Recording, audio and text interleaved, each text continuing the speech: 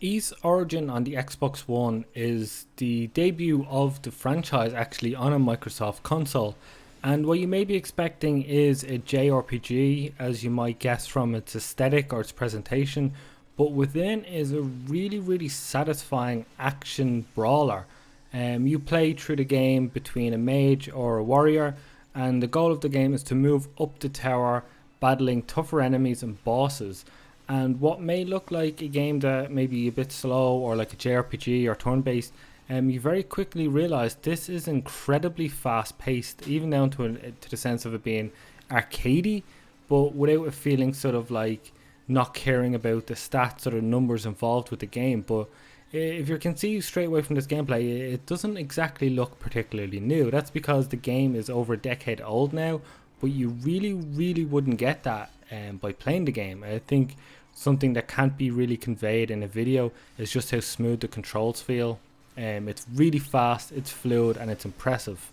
And it definitely sort of kept me going when maybe some boss battles took a bit of a difficulty spike, and I was left with sort of, the typical hair pulling moments in very fast paced action games. And that's what's kind of fascinating about this, is that I got that sense of frustration from a game that you would normally not expect it. But you can see from the assets is a pretty, like at the start it sort of felt like a little like outdated, but as I played it I realized that the animation is just absolutely stellar, and its presentation is something I wouldn't fault whatsoever. And that's something I was a bit surprised by after a while, that how much I really enjoyed its visual style and the animation on the enemies when they run towards you, the sort of 2D-esque looking on the surface, everything it is, but realistically it's 3D to the fullest extent, and it's really fun to just look at the world and move up the tower and sort of see what new enemies are there. And very quickly you will level up. You will use currency to upgrade sort of overall passives which are character. You can see sort of at the bottom there's like an XP thing, so the quicker you attack and kill enemies, the higher your sort of multiplier of the XP goes. You also get like attack and defense and resistances as you go.